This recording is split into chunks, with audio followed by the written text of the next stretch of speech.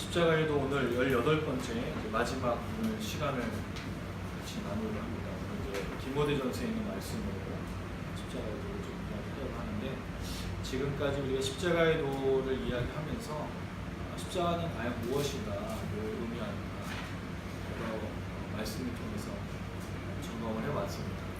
지금까지 나눴던 이야기들을 잘 기억했으면 좋겠고, 그 말씀을 그냥 한번 듣고 끝나는 게 아니라 언젠가 다시 좀 기억해서 말씀대로 좀 살아가는 여러분들을 간절히 소망합니다.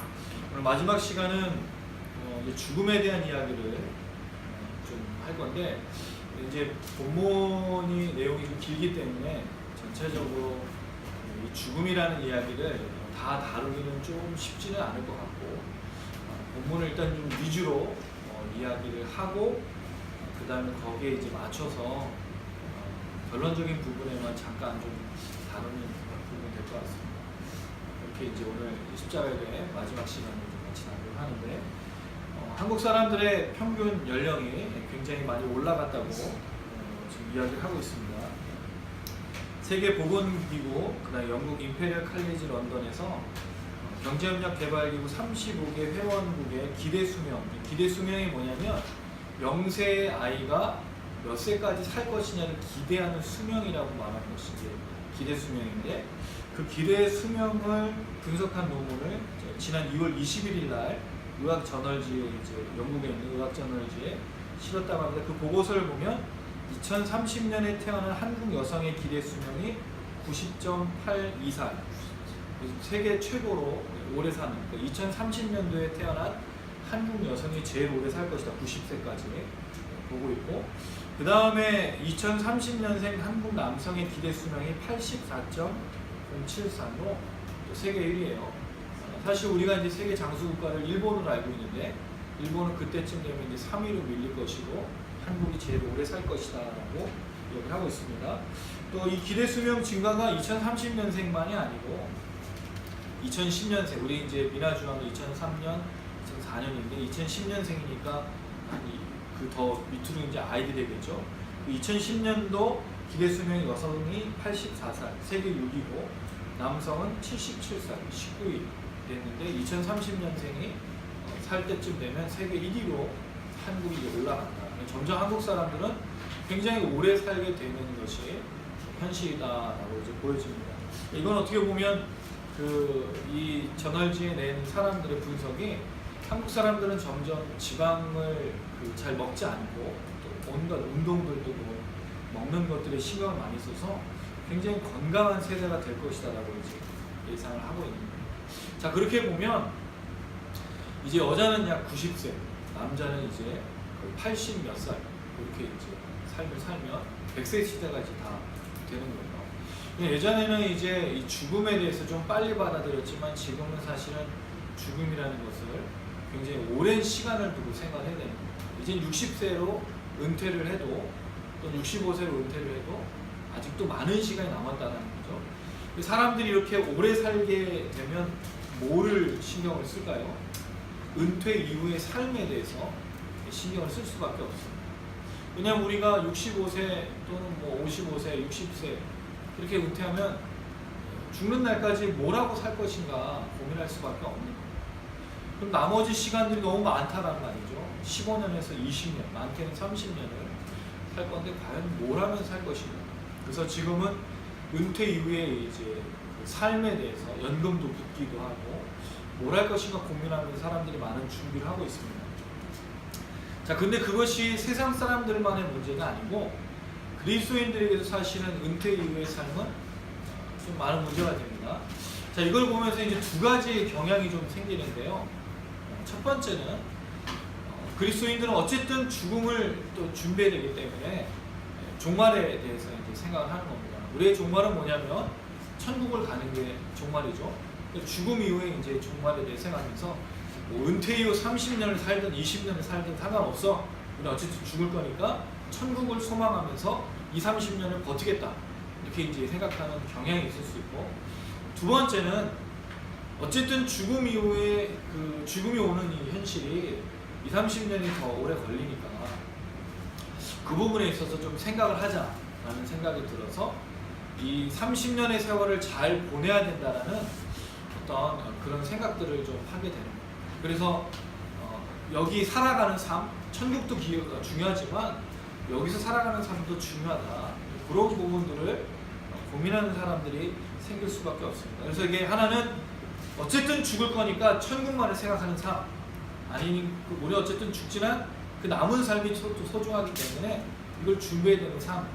과연 우리는 어떻게 이 부분을 준비해야 될 것인가 좀 생각하게 됩니다. 이 본문을 준비하면서 이 디모데전서를 이제 목회서신이라고 부르는데, 디모데전서, 디도서를 목회서신이라고 부르고요. 사도 바울이 사랑하는 아들들이었던 목회자 디도와 디모데에게 보낸 편지가 목회서신인데, 왜 목회서신이냐면 디모데, 디도 둘 다 목회자이기 때문입니다.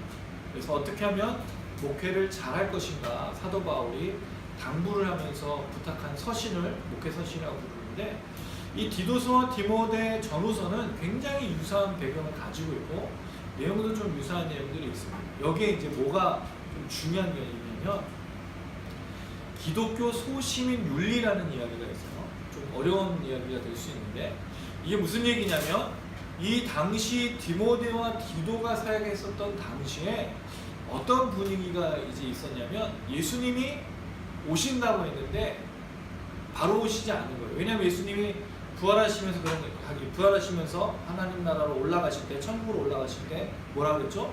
내가 너희가 본 것처럼 속히 올 것이다. 근데 문제는 예수님이 속히 온다고 하고 나서 몇십 년이 지나 거의 60, 70년이 지나버리는 거예요. 그랬을 때 이 사역을 감당했었던 사람들, 성도들에게 무슨 생각이 들었을까? 예수님 빨리 오시냐 안 오시냐. 사실은 그렇게 하고 지금 벌써 2000년이 지났어요. 우리도 아직 예수님을 기다리고 있으니까. 그럴 때 이 디모데전서, 후서 그리고 디도서에 그 사이에 있었던 이제 사람들이 예수님이 오시는 날이, 천국이 종말이 더디게 오니까 여기에 순응하면서 사는 어떤 그런 분위기가 생겼다. 그렇게 이제 주장하는 사람들이 있는 거예요. 근데 정확한 건 아니고 디모데 전후서와 디도서에는 그런 내용은 없어요. 그러니까 종말이 더디게 돼서 이제 순응하면서 살자. 사도 바울이 너희가 어차피 이제 종말은 오지 않으니까 여기 맞춰서 좀 살자라고 사도 바울이 주는 내용이다 라고 주장하는 사람이 있는데 그건 아니라는 겁니다. 순응하면서 살기 위해서 디모데에게, 디도에게 사도 바울이 그런 얘기를 했다는 게 아니고 그런 어떤 신학자들이 주장한 내용일 건데, 근데 어떻게 보면 그게 지금 우리에게는 맞는 이야기처럼 들린다는 거죠. 왜? 주님이 더디게 오시니까 야 여기 우리 이 세상에서 순종하면서 순응하면서 살자.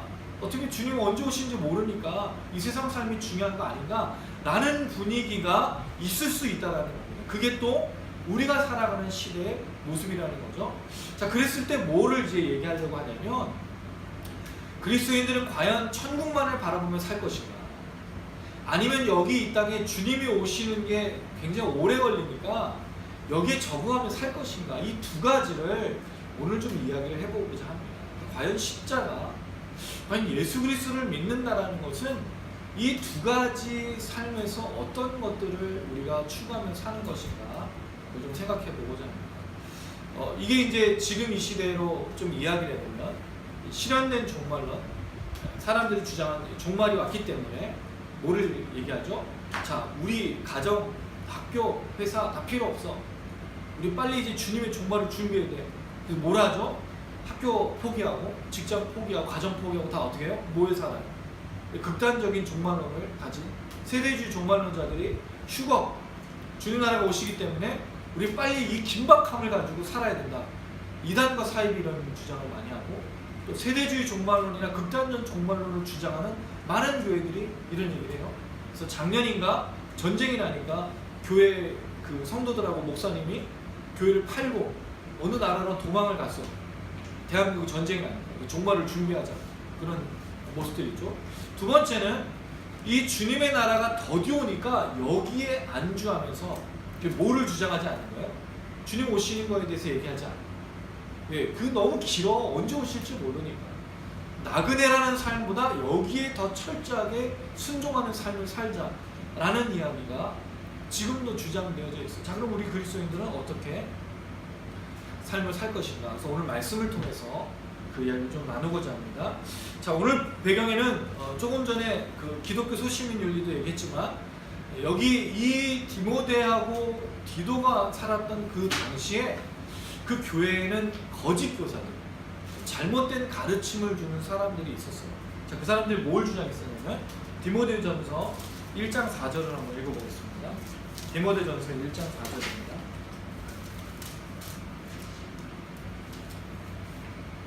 디모데전서 1장 4절 같이 읽습니다. 디모데전서 1장 4절 시작. 신화와 끝없는 족보에 몰두하지 말게 하려 합니다. 이런 것은 믿음 안에 있는 하나님의 경륜을 이루보다 도리어 변론을 내는 것이다. 그 거짓 교사들이 얘기했던 게 뭐냐면 신화, 끝없는 족보. 아마 이거는 그 창세로부터 내려오는 유대인들이 가지고 있던 신화에 대한 이야기, 족보에 대한 얘기를 말하는 것처럼 그런 걸 왜 이야기하죠? 혈통과 그 다음에 그 유대인들이 말하는 율법들을 강조하기 위해서 이 부분을 말하고 있다는 거죠. 자, 두 번째는 디모데전서 1장 6절 7절입니다. 1장 6절과 7절. 자, 또 같이 읽겠습니다. 시작. 사람들이 이에서 벗어나 헛된 말에 빠져 율법의 선생이 되려 하나 자기가 말하는 것이나 자기가 확증하는 것도 깨닫지 못하는 거다. 자, 헛된 말과 율법의 선생이 되려 한다 라는 말을 볼 때 이 헛된 말은 아마도 복음과 바른 말이 아닌 자기들이 마음대로 해석해서 하는 말 또는 율법과 관련된 어떤 것들을 이야기하는 것을 보여주고 있습니다. 우리 지난주에 얘기했을 때 율법과 관련해서 잘 이야기하는 게 뭐죠?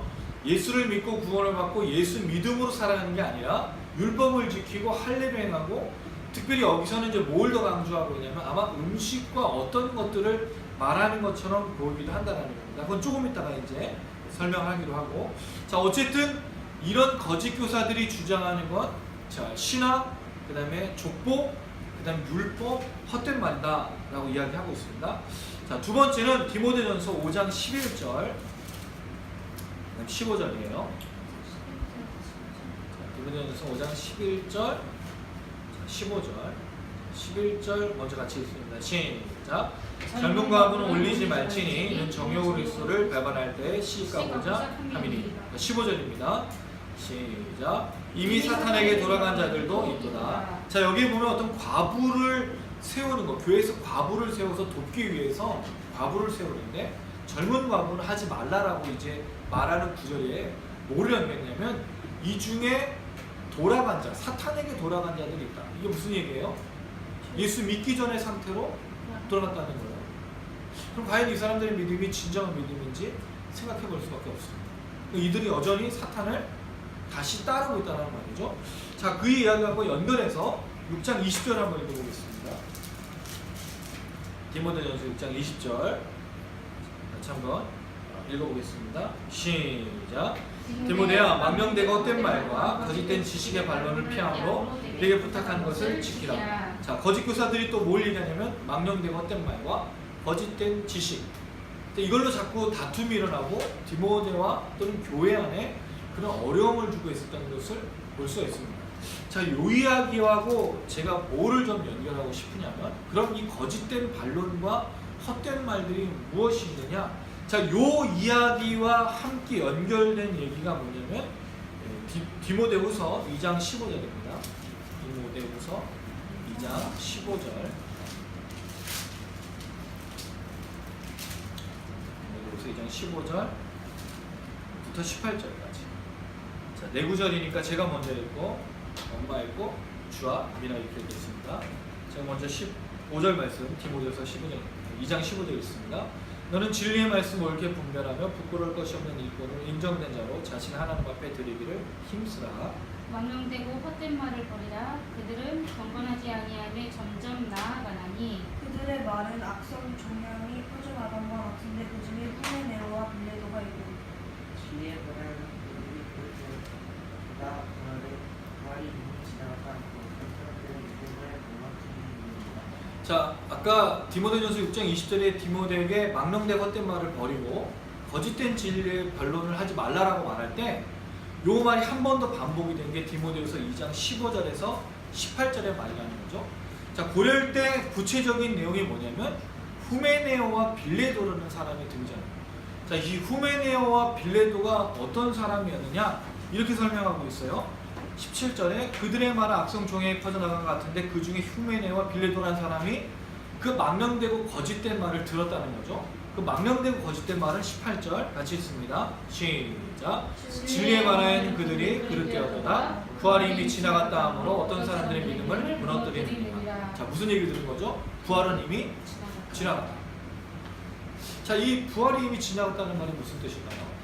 부활은 언제 일어나는 거죠? 누가 오셔야만 부활이 있어요? 네, 예수님. 그럼 이 말은 뭐? 예수님이 이미 왔다는 얘기예요. 종말은 이미 되었다는 거죠. 실제로 예수님이 오시지도 않았고 부활이 일어나지도 않았고 예수도 오지 않았는데도 불구하고 후메네오와 빌라도는 그 거짓된 말을 듣고 부활이 이미 끝났다는 거예요. 종말이 일어났다는 거예요. 그 이미 하나님의 나라가 와서 구원은 다 완성이 됐다고 말하는 거예요. 그게 이 거짓된 교사들을 통해 교회 안에 있었다는 거죠. 자, 이 후메네오와 빌레도라는 사람은 이미 디모데전서 1장 20절에 사실 언급이 되어 있어요. 우리가 지금 그걸 보지는 않을 건데, 자, 그렇다면 지금 디모데가 사역하고 있는 교회, 이제 에베소 교회를 이제 봅니다. 왜냐면 1장에 보면은 사도 바울이 디모데를 에베소 교회에 보낸다라는 이야기가 나오고 있는데, 그럼 이들 안에 잘못된 것, 거짓된 말, 또 신화와 족보와 함께 율법과 함께 무슨 얘기가 있어요? 부활은 이미 일어났다. 종말은 이미 일어났다. 예수는 왔다. 이런 얘기가 있다는 거예요. 그러니 이 교회 안에 얼마나 혼란스러운 그런 모습이 있겠습니까? 자, 더불어 또 거짓된 교사들이 주장하는 것이 뭐냐면 디모데전서 4장 3절 말씀입니다. 디모데전서 4장 3절이에요. 자, 읽겠습니다. 디모데전서 4장 3절 시작. 혼인을 금하고 어떤 음식물을 먹지 말라고 할 터이나 음식물 하나님이 지으신 바니 믿는 자들과 진리를 아는 자들이 감사함으로 받을 것이니라. 자, 또 뭐를 하지 말라고 하고 있죠?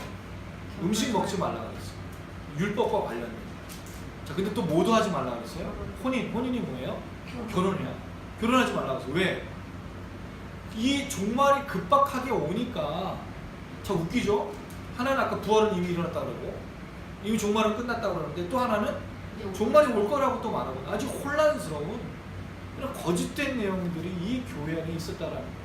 그래서 음식도 먹지 말고 결혼도 할 필요가 없다라고 이야기하고 있다라는 거죠. 근데 이 모든 것들이 다 잘못된 거예요. 자, 이런 상황 속에 교회의 성도들이 얼마나 이 신앙과 믿음을 지키기가 어려웠을까. 이렇게 혼란스러우면, 이렇게 정신이 없으면 제대로 된 것들을 지키기가 쉽겠어요. 어쩔 때 같더니 야, 음식도 먹지 말고 결혼도 하지 말고 이것도 지켜야 되고 저것도 지켜야 돼. 아니야, 부활은 이미 일어났어. 우리는 자유가 주어졌어. 완성된 거야. 자, 이렇게 혼란스러운 상황에서 어떤 말을 믿고 어떻게 삶을 살아야 될 것인가, 그런 세상의 모습인데 놀랍게도 이것이 지금 이 시대에 일어나고 있는 모습과 유사하다는 거예요.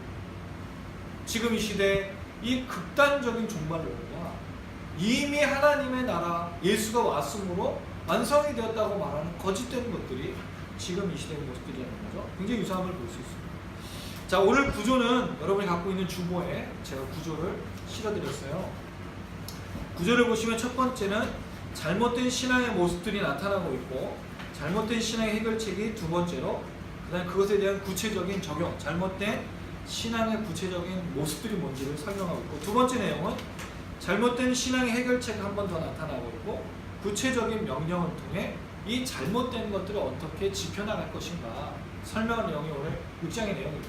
이 6장의 내용을 통해서 이 극단적인 종말론과 이미 실현되었다라고 말하고 있는 어떤 그런 세상에 적응하고 있는 그 모습들을 우리가 어떻게 하면 분별할 수 있을 것인가를 생각해 보고자 합니다. 먼저 3절에서 5절 말씀을 같이 한번 읽어봅니다. 3절 제가 읽고 4절 여러분이, 5절은 다 같이 읽겠습니다.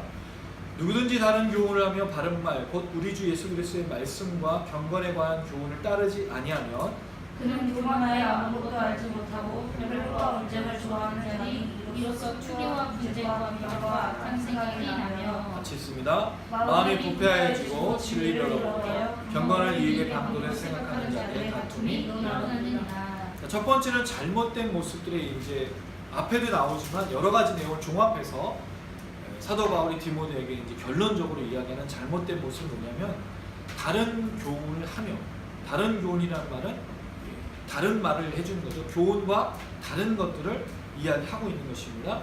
그러니까 구체적으로 그것을 무엇이라고 말하냐? 바른 말. 이 바르다라는 말이 무슨 뜻이냐면 건전하다, 정직하다라는 말. 자, 그러면 우리가 듣고 있는, 우리가 받고 있는 복음은 어떤 특징을 갖고 있어요? 건전하고 그다음에 건강해야 합니다.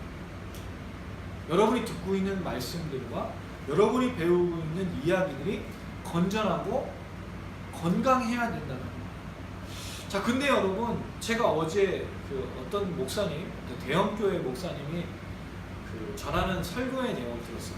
그 설교의 내용은 언제 하는 거죠? 일주일에 한 번 주일 예배 때 하는 거예요. 그럼 그 얘기를 들으면서 과연 성도들이 그 말씀을 어떻게 들어야 되는가 좀 고민했어요. 왜냐하면 그 내용의 대부분 핵심적인 내용이 무엇이었냐면 하나님, 예수 그리스도, 성령에 대해서 듣는 것. 저는 이렇게 생각을 해요. 제가 목회를 지금 이제 부교육자로 시작하고 개척을 해서 지금 하고 있지만 설교의 내용이 뭐냐고 생각하냐면, 설교가 뭐냐고 생각하냐면 설교는 가르쳐 주는 것이라고 생각합니다. 뭘 가르쳐 주는 거죠? 하나님은 어떤 분이십니까? 예수 그리스도는 어떤 분이십니까?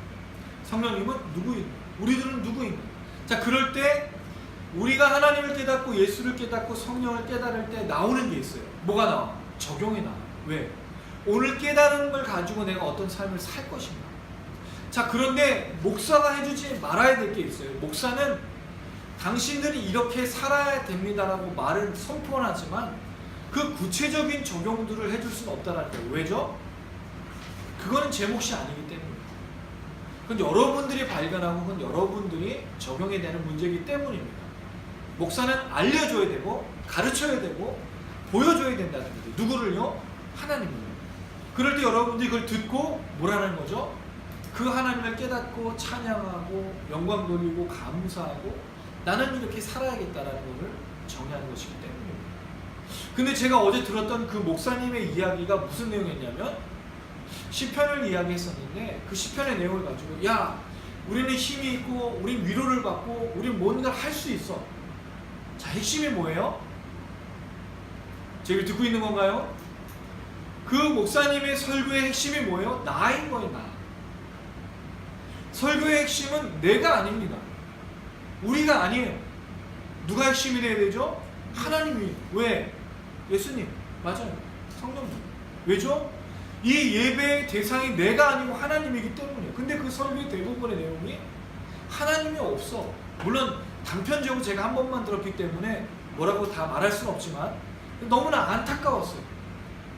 왜 하나님이 없냐 이거죠. 왜 예수가 없냐 이거죠. 왜 성령님이 없냐 이거죠.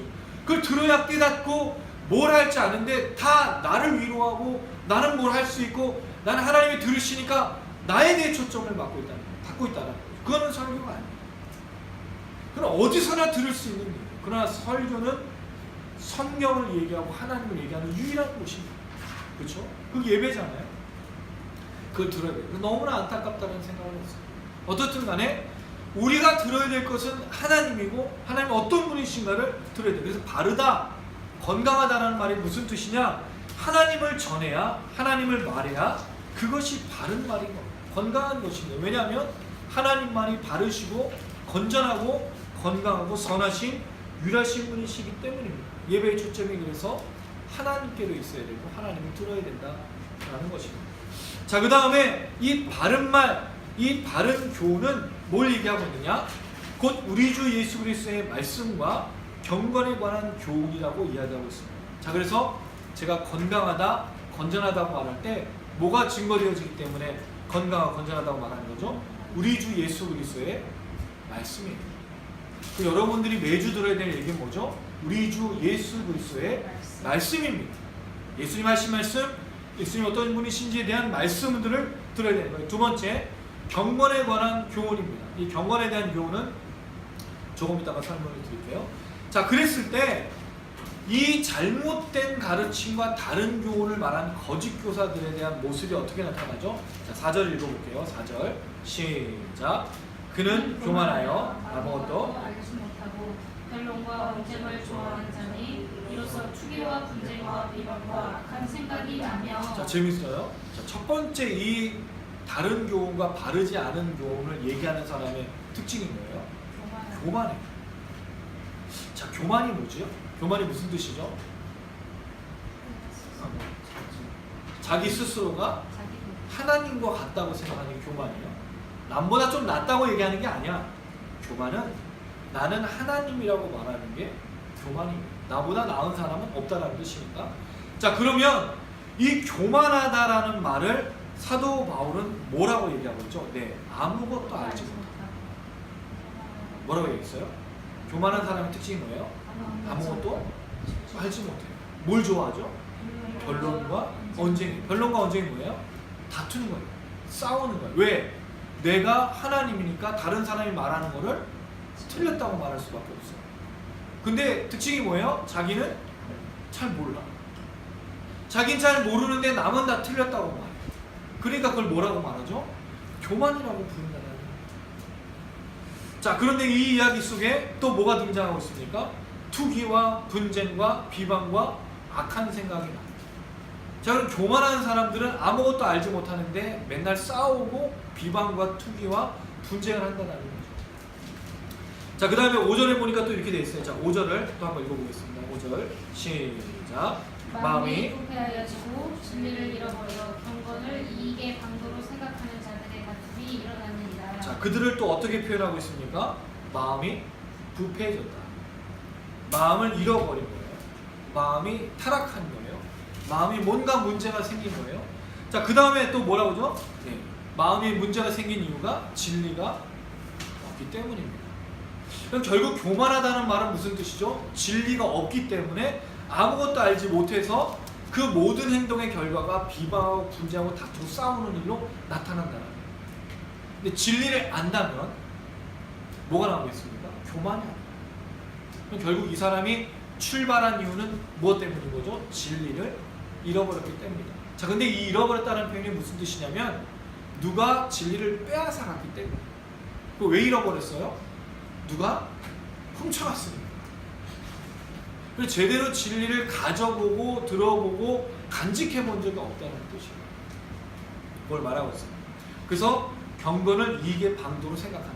자, 경건을 이익의 방도로 생각한다라는 말이 이제 나오고 있는데, 자, 이익의 방도로 생각한다는 말은 무슨 뜻이냐면 경건을 돈을 또는 어떤 이익을 나의 유익을 뭔가를 얻는 일에 도구로 사용하고 있다는 말이죠. 자, 그건 조금 이따 설명을 한번 드릴게요. 자, 그랬을 때 사도 바울이 이러한 것에 대한 해결책을 6절에서 8절까지 주고 있습니다. 자, 6절 제가 여러분 7절, 8절은 같이 읽습니다. 그러나 자족하는 마음이 있으면 경건은 큰 이익이 되느니라. 우리가 세상에 아무것도 가지고 온 것이 없음에 또한 아무것도 가지고 가지 못하리니. 같이 읽겠습니다. 우리가 먹을 것과 입을 것이 있은즉 족한 줄로 알 것입니다. 자, 교만한 사람의 이 모습이 나타났어요. 다른 교훈을 하고 바른 말을 하지 않는 사람은 교만한데, 이 교만한 사람은 결국 뭐가 없는 것이라고 말했죠? 진리를 갖고 있지 않기 때문에 교만하게 된 것이라고 얘기를 했어요. 자, 그런데 이러한 교만한 자, 비방하고 시기하고 다툼이 있는 자를 어떠한 해결책을 사도 바울이 주고 있죠? 뭐 하면? 자족하면 경건이 큰 유익이 된다라고 얘기하고 있습니다. 왜 갑자기 자족이 나왔을까? 자족이 뭘까요? 자족이 무슨 뜻인가요? 자기 자신을 충분하다고 생각하는 상태. 자족이 무슨 뜻이라고요? 자기가 만족한 상태를 갖고 있는 거예요. 자, 이게 사실 지금 좀 쉽지 않아요. 그렇죠? 왜 쉽지가 않죠? 스스로 만족하기가 쉬운 시대인가요? 그렇지가 않아요. 근데 사도 바울이 말하고 있습니다. 뭐라고 말하고 있어요? 자기가 만족한 상태를 유지하는 것이 경건에 큰 유익이 된다라고 이야기를 하고 있어요. 자족하는 마음이 있습니다. 자, 이게 참 재밌는 건데, 자, 아까 처음 출발은 뭐였죠? 교만이었어요. 문제의 출발이 교만. 자족은요, 스스로 만족하고 있는 거예요. 교만은 만족한 상태가 아니고 뭔가를 더 요구하고 있는 상태요. 근데 지금은 뭐죠? 스스로 만족하고 있는 거예요. 이 스스로 만족하고 있는 상태를 잘 보여주는 게 뭘까요? 그게 놀랍게도 겸손인 거예요. 이해가 되고 있어요?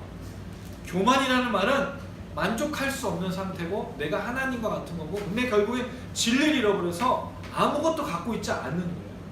근데 이 자족이라는 말은 무엇으로 연결이 될 수 있냐면 겸손과 연결이 될 수 있다는 거예요. 왜죠? 겸손과 연결된 단어가 있어요. 그게 뭐죠? 온유라는 거죠. 온유가 뭐예요? 우리가 온유라는 말을 자꾸 오해하고 있는데, 온유라는 말의 가장 큰 특징은, 온유라는 말에 있어서 가장 큰 특징은, 이 온유라는 말은 마치 뭐 누군가가 제가 이제 자주 설명하는 게 뭐냐면 슬램덩크에 나오는 안 선생님이 있어요. 안 선생님은 강백호한테 맨날 당하죠.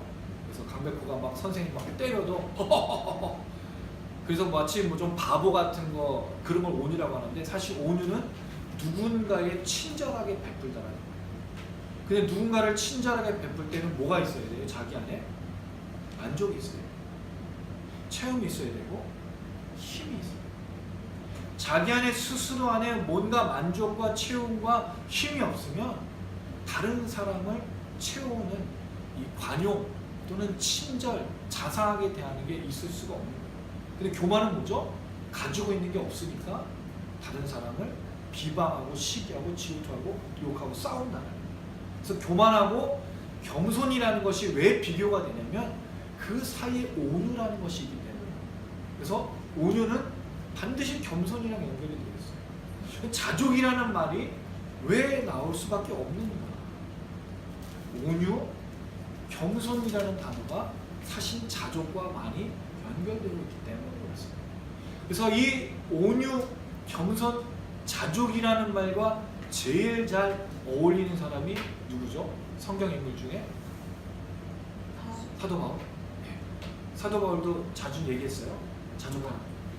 근데 진짜 이 제일 잘 보여준 예수님이죠. 예수님은 모든 사람들에게 친절하게 베푸셨어요. 자기를 따라오는 죄인들, 과부, 또 고아 누구도 버린 적이 없어요. 그러나 죄인들의 잘못한 죄에 대해서는 반드시 지적을 했지만 자기를 따라온 사람들의 관용을 베푸시고 온유하시고, 또 예수는 어떤 분이셨죠? 겸손하셨어요. 자, 그랬을 때 예수님께서 마지막에 보여주신 모습이 뭐죠? 자족입니다. 나는 충분하다. 예수님 마지막에 십자가에서 하신 말이 무슨 말이에요? 다 이루었다. 나 부족해. 뭔가 부족해. 잘못됐어. 하나님 어떻게 나한테 이럴 수가 있어요? 라고 말하시지 않고 맨 마지막 말씀이 뭐였죠? 다 이루었다.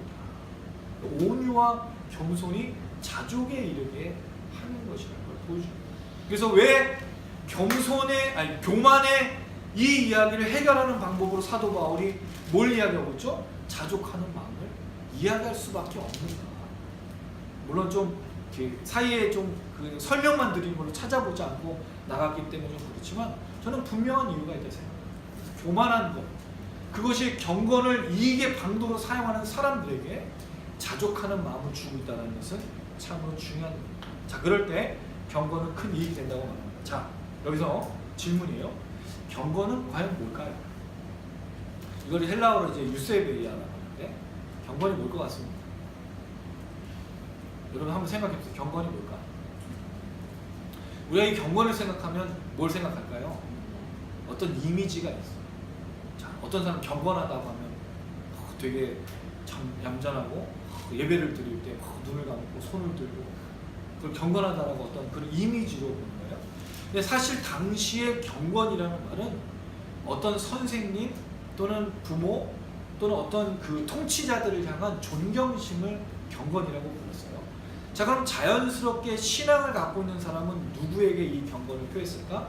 자기의 신, 특별히 이제 기독교인들에게는 하나님에 대한 존경심을 사실은 경건이라고 했을 건데, 여기에 아주 중요한 것이 한 가지가 있어요. 경건에는 반드시 따라오는 게 있어요. 그게 뭘까? 경건에는 지식이 따라옵니다. 다시 말하면 누군가를 존경하고 누군가를 높여주려면 그 사람에 대한 뭐가 있어야 돼요? 지식이 있어요. 알미 있어야 그 사람을 높일 수 있고 존경할 수 있고 공경하는 거예요. 내가 저 사람 잘 모르면 그 사람에 대해서 순종하고 존경하고 공경할 수 있나요? 없다는 말이죠. 그래서 경건은 반드시 뭐가 수반돼야 된다? 지식이 있어요. 경건과 지식이 있어야만 높일 수 있어요. 마찬가지로 하나님을 향한 경건도 뭐가 있어야 되는 거예요? 지식이 있어요. 하나님을 향한 지식. 자, 근데 문제가 이 하나님을 향한 지식을 오늘 여기 나오고 있는 거짓 교사들이 어떻게 쓰고 있느냐. 자, 5절 약간 읽었지만 한 번만 더 읽어보겠습니다. 자, 5절 시작. 마음이 부패하여지고 진리를 잃어버려 경건을 이익의 방도로 생각하는 자들의 다툼이 일어나느니라. 자, 경건을 뭐로 사용하는 거죠? 이익의 방도. 자, 경건은 아까 뭐를 동반한다 그랬어요? 경건과 함께 나오는 게 뭐라고 했어? 지식. 그럼 이 사람들이 사람들에게 경건을 가르칠 때 뭘 전했을까? 지식을 전했을 거예요. 근데 그 경건과 그 지식을 전하면서 뭘 받은 거예요? 이익을 받았다는 말은 아마 돈과 연관된 것 같아요. 그럼 지식을 알려주고 지식을 전하면서 뭘 받은 거야? 돈 받았어. 오늘날 누구랑 좀 비슷하죠? 목회자들.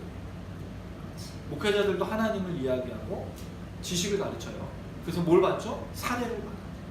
자, 근데 문제가 있어. 뭐가 문제죠? 이 지식을 전하면서 돈을 받을 때 어떻게 됐을까? 내가 알고 있는 게 진리다 해서. 자, 9절을 한번 읽어보겠습니다. 9절 시작. 부하려 하는 자들은 시험과 올무와 여러 가지 어리석고 해는 욕심에 떨어지느니 사람으로 파멸과 멸망에 빠지게 하는 것이다. 10절 시작. 돈을 사랑하며 일만하게 뿌리가 되나니 그래서 탐내는 자들은 미혹을 받아 믿음을 떠나 많은 근심으로서 자기를 찔렀다. 경건을 이익의 방도로 사용한 지식을 주는 사람들이 돈을 받기 시작하면서 뭐가 된 거예요? 돈을 추구하는 거예요. 또 그 돈을 받다가 보니까 뭐를 추구하는 거예요? 위치하고 싶은 거예요. 부자가 되고 싶은 거예요. 내가 지식을 전해고 가르쳐 주니까 돈을 줄 때 사람들이 반응을 하는 거예요. 자, 그런데 이 이야기를 전할 때 반응이 있었지만 그 사람들이 반응이 없으면 어떻게 돼? 뭐가 줄어? 수익이 줄지. 그렇지. 그럼 무슨 얘기를 전해야 될까? 수익. 거짓말을 전할 수밖에 없어. 수익이 줄. 내가 부하고자 내가 돈을 채우고자 하면 사람들에게 정확한 이야기를 할 수 있을까요? 없을까요? 할 수가 없는 거예요. 돈을 받고 부하려고 이 말씀들을 지식들을 팔아버리고 있는 거예요. 잘못 사용하고 있는 거예요. 거짓된 사용을 하고 있는 거예요. 그 목적이 뭐예요? 철저하게 경건을 이익의 방도로 돈을 위해서 사용하고 있는 모습들이 나타나는 거예요. 자, 그럴 때 뭐 하라고요? 사도 바울이 자족하라. 이 자족하다라는 말은 자, 뒤에 보면 이렇게 되어 있어요. 7절 8절입니다. 제가 7절 읽고 여러분 8절 읽어주세요. 우리가 세상에 아무것도 가지고 온 것이 없음에 또한 아무것도 가지고 가지 못하리니 우리가 먹을 것과 입을 것이 있은즉 족한 줄로 알 것이니라. 자, 뭐라고요? 아무것도 우리가 어떻게 왔다고? 아무것도 공수래. 네, 뭐 어떤 거? 공수거. 들어봤어요? 네. 아무것도는 빈손으로 와서 빈손으로 간다는 말 공수에 공수거로. 어떤 아이가 태어날 때 옷을 다 입고 엄마 뱃속에 있어요. 아주 유명 브랜드를 입고 유명 신발을 신고 태어난 아이 봤어요? 다 발가벗고 아무것도 없이 죽을 때는 어때요? 물론 옷을 입고 죽지만 흙으로 돌아가요. 누구도 아무것도 가지고 가요. 사도 바울이 아주 놀라운 말이에요. 우리 빈손으로 왔다 빈손으로 간다. 그러니 자족하라. 너희가 추구려 하려고 하는 경건을 이익의 방도로 삼으려고 하는 그 부도 돈도 다 사라질 거다. 가지고 가는 사람 아무것도 없다. 자, 대신에 어떤 마음을 가지라는 거죠? 8절에 보니까 먹을 것과 입을 것이 있은즉. 자, 있은즉이라는 말은 엑소라는 단어인데 재밌죠? 엑소. 아이돌 같아요. 근데 이 단어가 무슨 뜻이냐면 가지다. 얻다는 뜻이에요. 우리가 먹을 것과 입을 것을 얻은즉. 그럼 이 말은 실제로 그런 것들을 주어진 것을 말하고 있는 거예요. 그러면 뭐하다? 족하다. 족하다는 말이 충분하다는 뜻입니다. 자, 컵에 물을 따라요. 그쵸? 자, 컵에 물을 따르기 전에는 아무것도 없을 땐 빈 건데 물을 따르면 물이 채워지고 있어요. 물이 조금만 있어도 물이 있는 거고 많이 차도 물이 있는 거예요. 그쵸? 자, 그 다음 컵에 물이 있으면 물이 있는 거죠. 물이 없는 게 아니야. 물이 있는 거야. 자, 근데 그 물이 흘러 넘치면 어떻게 돼요? 흘러 넘치면 물이 있으면서 흘러 넘치고 있는 거잖아. 그럼 나머지 부분들은 흘러 넘쳐서 다른 데로 가게 해야 되는 거야. 이게 사도 바울이 말하는 거야. 그게 충분하다는 뜻이에요. 족하다. 그럼 지금 사도 바울이 말하는 게 뭡니까? 받을 수도 있고 입을 수도 있고 먹을 수도 있지만 충분하다. 스스로 채워진 상태를 가질 때 그것이 흘러가도록 말하는 것을 이야기하고 있다는 것입니다. 이게 사실은 조금 더 여기서 내용을 좀 살펴보고 싶지만 우리가 이제 힘이 그 시간이 또 많이 지나가니까 그렇게 생각해 보진 않겠지만 어쨌든 이 모든 것 가운데 왜 이 시작이 되었느냐? 결국에는 이 잘못된 그 신앙과 모든 것들이 잘못된 가르침으로부터 와서 누군가에게 영향력을 끼치고 있는 것을 보여주고 있기 때문에 그렇습니다. 그래서 자족하는 마음과 또 충분하다고 이야기하는 것으로 이야기를 하고 있다는 겁니다. 자, 이거는 우리에게 중요한 것을 던져줍니다. 극단적인 종말론과 여기 이 세상에 머물러 살기 위해서 애쓰고 있는 우리들에게 그 모든 것 안에 족하고 충분하다라고 말하는 것을 던져주고 있는 겁니다. 자, 극단적인 종말론은 모든 것들을 포기하고 먹지도 입지도 않아요. 왜? 종말이 오니까 지금 아무것도 하지 말아야 돼. 또 어떤 사람들은 언제 올지 모르니까 여기서 먹고 마신 것에 애를 쓰고 있다라고 얘기합니다. 근데 그게 아니다. 항상 뭐 하라고요? 족하다. 난 충분하다. 야, 이런 만족은 어디서부터 올까요? 사실 우리는 이 세상에서 만족하기가 쉽지가 않아요. 우리 미나하고 아빠의 특징이 있어요. 우리는 뭔가에 꽂히면 그걸 사든지 그걸 끝을 내야 돼요. 그걸 계속 봐. 저의 특징이에요. 저희가 막. 그래서 하루 종일 그걸 보고 있어요.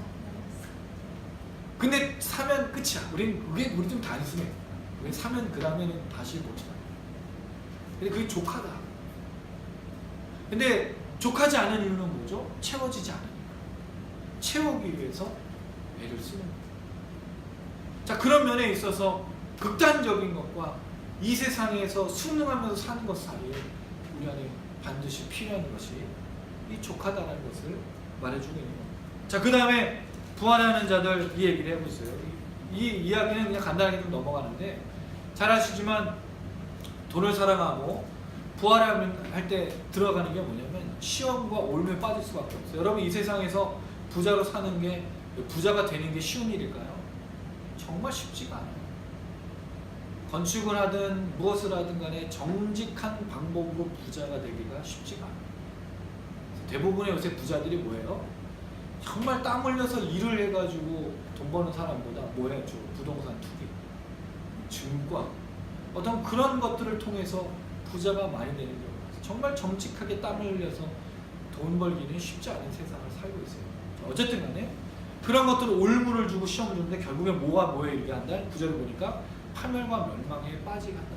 물론 이 이야기를 오해하지 마시기 바랍니다. 부자 되지 말라는 게 아니에요. 부자 되지 말라고 얘기하는 게 아니에요. 존 웨슬리는 뭐라고 얘기했냐면 부자가 되십시오. 돈을 많이 버시기 바랍니다. 그리고 그 버는 걸 가지고 연약한 사람들, 약한 사람을 위해서 마음껏 쓰시기 바랍니다. 하면서 그렇게 부자가 되는 것을 얘기했다고 합니다. 그러나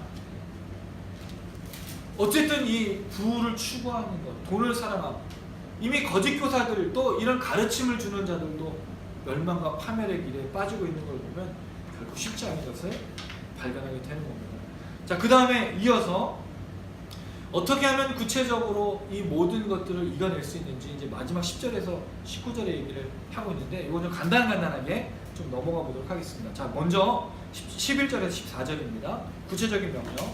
제가 11절 3호 주와 미나 이렇게 순서대로 읽겠습니다. 오직 너 하나님의 사람의 이것들을 피하고 의와 경건과 믿음과 사랑과 인내와 온유를 따르며 믿음의 선한 싸움을 싸우라. 영생을 취하라. 이를 위하여 내가 부르심을 받았고 많은 증인 앞에서 선한 증언을 하였도다. 만물을 살게 하신 하느님 아빠 본디오 빌라도를 향하여 선한 증언을 하신 그리스도에서 내가 너를 배웠으니 우리 주 예수 그리스도께서 나타나실 때까지 힘도 없고 충만 받을 것도 없이 명령을 지키라. 네. 이거 보니까 네 가지의 명령과 함께 중요한 것을 또 설명해 주고 있어요. 먼저 네 가지 명령입니다.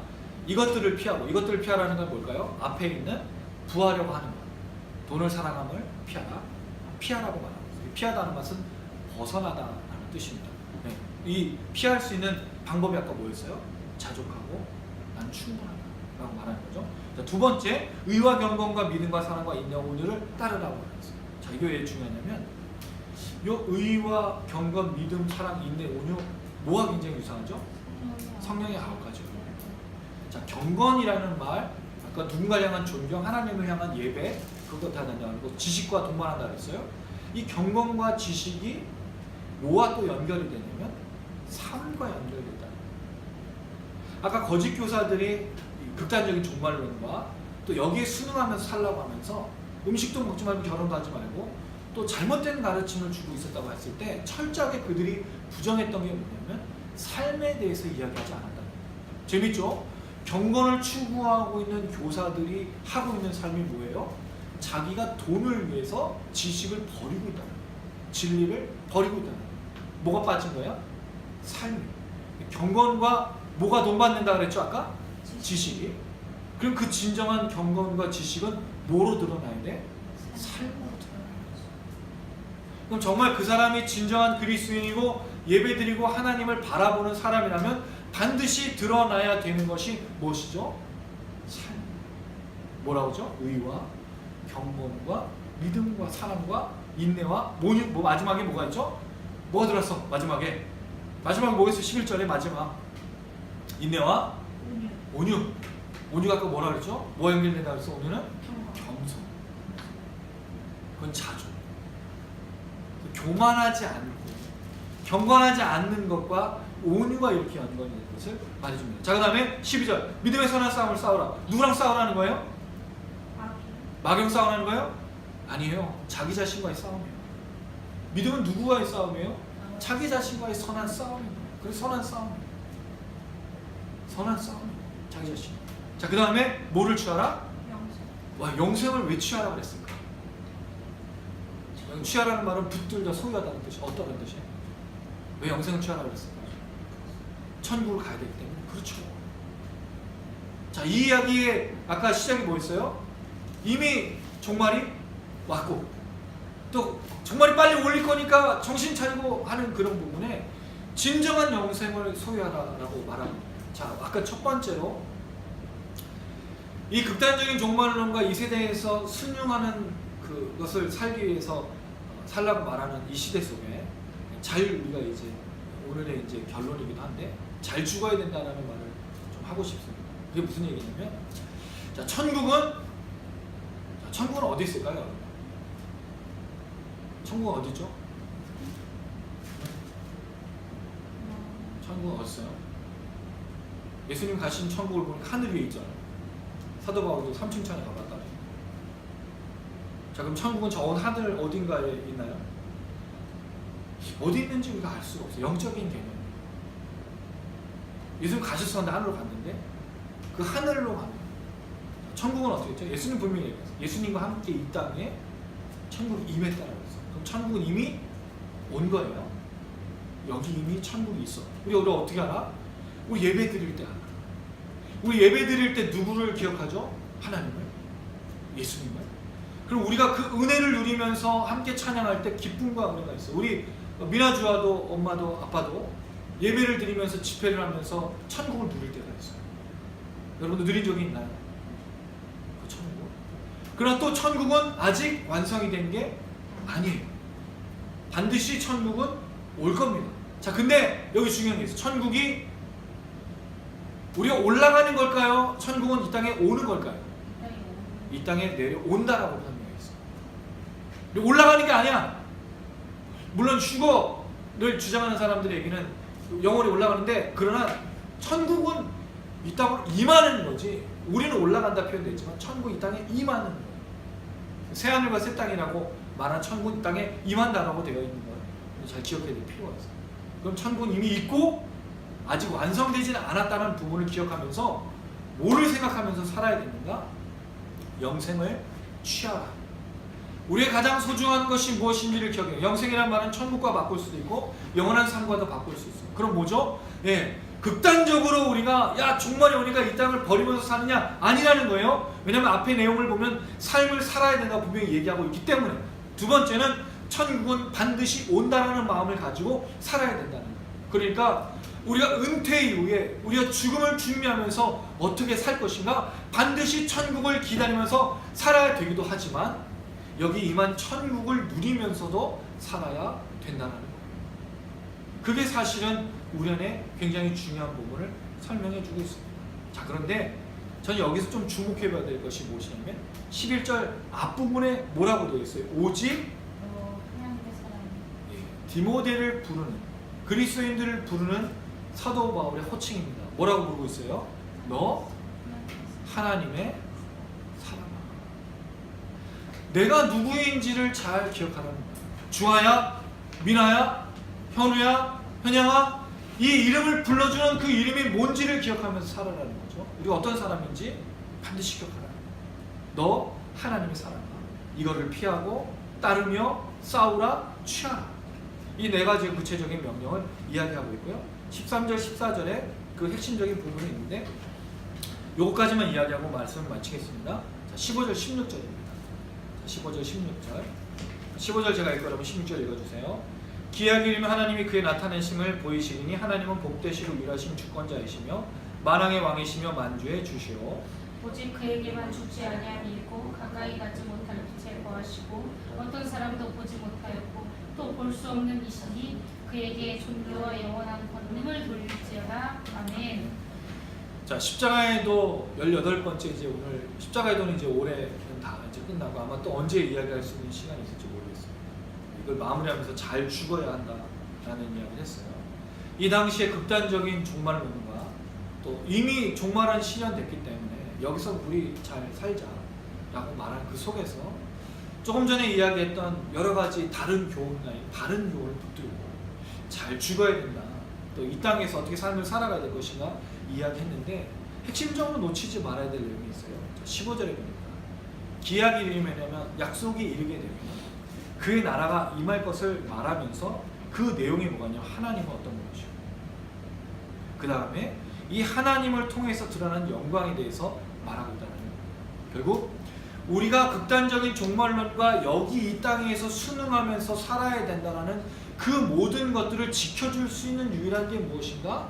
하나님에 대한 올바른 지식을 가질 걸 말해주고 있어요. 하나님은 어떤 분이십니까? 사랑하는 여러분 하나님을 잘 알고 계십니까? 이 하나님은 어떤 분이신지 늘 깨닫고 있나요? 우리에게 왜 문제가 일어날까요? 네, 그거는 하나님이 누구신지를 잘 모르기 때문입니다. 하나님을 잘 알면, 하나님을 잘 깨달으면 사실은 경건의 문제도 없고 다른 교훈과 거짓된 걸 따라갈 필요가 없는 거예요. 왜 사람들이 이단과 사입에 빠질까요? 성경을 제대로 알아서 할까요? 아니에요.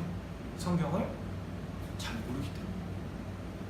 성경을 모르니까 하나님을 제대로 알지 못하니까 결국은 잘못된 것에 빠질 수밖에 없습니다. 그러니까 거짓 교사들이 일어나고 극단적인 것은 이미 실현됐다고 말하면서 여기 순응하면서 살라고 하는 것에 빠지게 된다는 거예요.